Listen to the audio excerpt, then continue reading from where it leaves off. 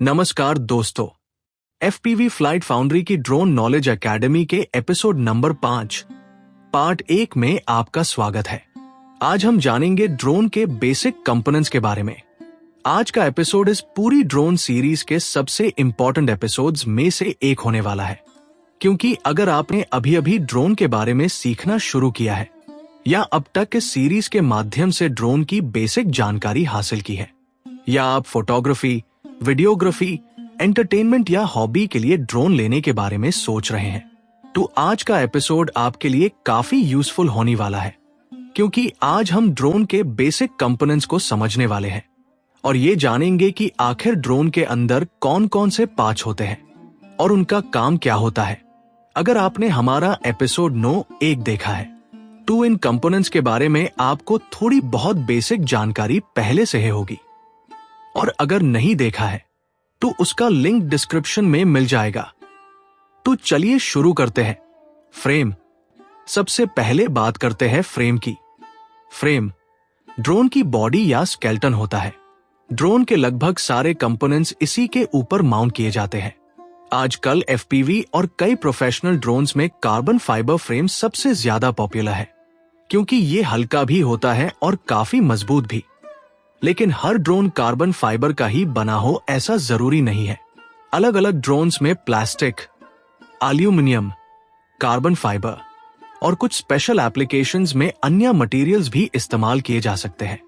Drone और उसके intended use के अनुसार फ्रेम का डिजाइन और मटेरियल अलग हो सकता है, और इसी वजह से फ्रेम ड्रोन के वेट, ड्यूरेबिलिटी और फ्लाइंग कैरेक्टरिस्टिक्स के ऊपर भी इफेक्ट डाल सकता है।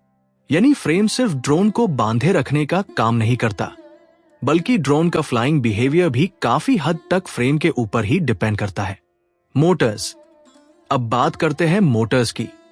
ड्रोन को हवा में उड़ाने का असली काम मोटर्स ही करते हैं। आजकल अधिकतर ड्रोन्स में ब्रशलेस मोटर्स यूज किए जाते हैं। ब्रशलेस मोटर्स ज्यादा एफिशिएंट होते हैं, कम हीट जनरेट करते हैं और उनकी लाइफ भी जनरली ज्यादा होती है। आपने कई मोटर्स के ऊपर केवी लिखा हुआ देखा होगा, जैसे 1800 केवी, 2300 केवी या 2550 केवी। यहाँ केवी का मतलब किलोवोल्ट नहीं होता। ड्रोन मोटर्स में केवी का मतलब होता है कि मोटर 1 वोल्ट के ऊपर थियोरेटिकली कितने आरपीएम तक घूम सकती है। सिंपल लैंग्वेज में समझे तो हाई केवी मोटर्स जनरली ज्यादा स्पीड पसंद करती है और लो केवी मोटर्स जनरली ज्यादा टॉर्क और एफिशिएंसी की तरफ झुकती है। लेकिन सिर्फ केवी देखकर मोटर सिलेक्ट नहीं की जाती। बैटरी और प्रोपेलर का कॉम्बिनेशन भी उतना ही इंपॉर्टेंट होता है। एक और बात जो बिगिनर्स को अक्सर कंफ्यूज करती है, ब्रशलेस मोटर और बीएलडीसी मोटर। वास्तव में एफपीवी और हॉबी ड्रोन्स में जो मोटर्स यूज की जाती है उन्हें आमतौर में ब्रशलेस मोटर्स भी कहा जाता है, और बीएलडीसी यानी ब्रशलेस डीसी मोटर भी। बहुत से केसेस में ये दोनों शब्द एक ही प्रकार की मोटर के लिए इस्तेमाल किए जाते हैं। Motor rotation. अब एक इंटरेस्टिंग बात, ड्रोन के सारे मोटर्स एक ही डायरेक्शन में नहीं घूमते। 4 मोटर वाले ड्रोन में 2 मोटर्स क्लॉकवाइज यानी सीडब्ल्यू डायरेक्शन में घूमते हैं और 2 मोटर्स काउंटर क्लॉकवाइज यानी सीसीडब्ल्यू डायरेक्शन में। ये अरेंजमेंट ड्रोन को स्टेबल रखने के लिए बहुत जरूरी होता है। अगर मोटर डायरेक्शन गलत हो जाए तो ड्रोन टेक ऑफ करने से पहले ही क्रैश हो सकता है। प्रोपेलर्स। प्रोपेलर्स हवा को नीचे पुश करते हैं और ड्रोन को ऊपर उठाते हैं। ड्रोन में अलग अलग साइज के प्रोपेलर्स यूज किए जाते हैं, जैसे 3 इंच, 5 इंच या 7 इंच। प्रोपेलर्स भी सीडब्ल्यू और सीसीडब्ल्यू टाइप के होते हैं, यानी क्लॉकवाइज और काउंटर क्लॉकवाइज, और उन्हें सही मोटर के ऊपर लगाना बहुत जरूरी होता है। अगर प्रोपेलर्स गलत पोजीशन में लगा दिए गए तो ड्रोन प्रॉपर्ली उड़ने के अलावा फ्लिप हो सकता है या तुरंत क्रैश भी कर सकता है। इसीलिए ड्रोन बिल्ड करते समय प्रोपेलर डायरेक्शन हमेशा डबल चेक करनी चाहिए। Flight controller. अब देखते हैं फ्लाइट कंट्रोलर क्या काम करता है। फ्लाइट कंट्रोलर को ड्रोन का ब्रेन भी कहा जाता है। ये ड्रोन के सेंसर्स और पायलट के कमांड्स को प्रोसेस करता है और फिर डिसाइड करता है कि किस मोटर को कितनी स्पीड से चलना है। ड्रोन को स्टेबल रखने और कंट्रोल मेंटेन करने में फ्लाइट कंट्रोलर की बहुत बड़ी भूमिका होती है। अगर फ्रेम ड्रोन का शरीर है तो फ्लाइट कंट्रोलर उसका दिमाग है।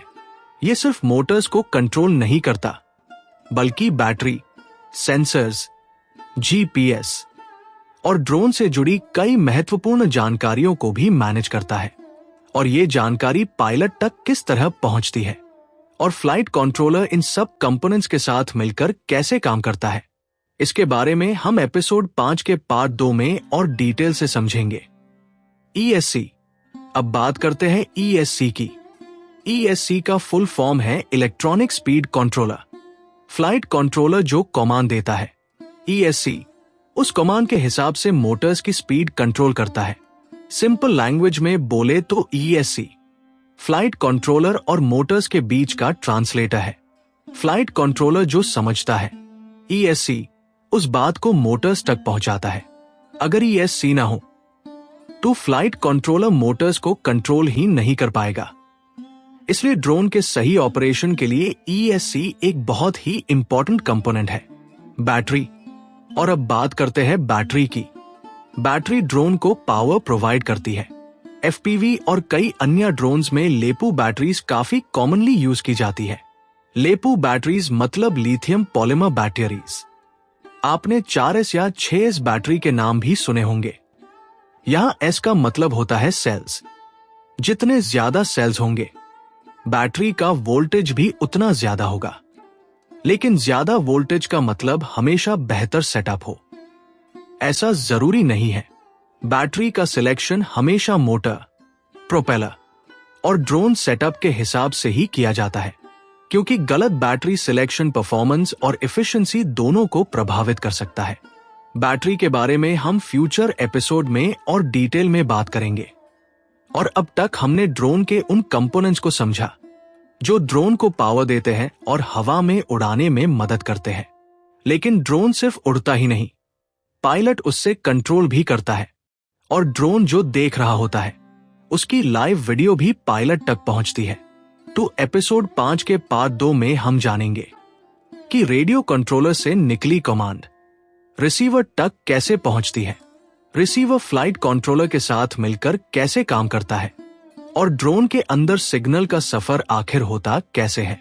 इसके साथ ही हम एफपीवी कैमरा, वीडियो ट्रांसमीटर यानी वीटीएक्स, एंटेना और एफपीवी गॉगल्स के बारे में भी जानेंगे और समझेंगे कि ड्रोन जो देख रहा होता है, वही लाइव वीडियो पायलट तक किस तरह पहुंचती है।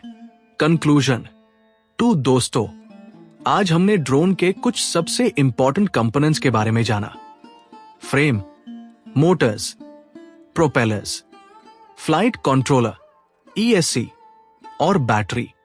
ये सारे कंपोनेंट्स मिलकर किसी भी ड्रोन को उड़ाने लायक बनते हैं। और इन्हीं कंपोनेंट्स की वजह से ड्रोन हवा में स्टेबल रह पाता है। अगर आपको ये सीरीज पसंद आ रही है तो एफपीवी फ्लाइट फाउंड्री को सब्सक्राइब करना मत भूलिए।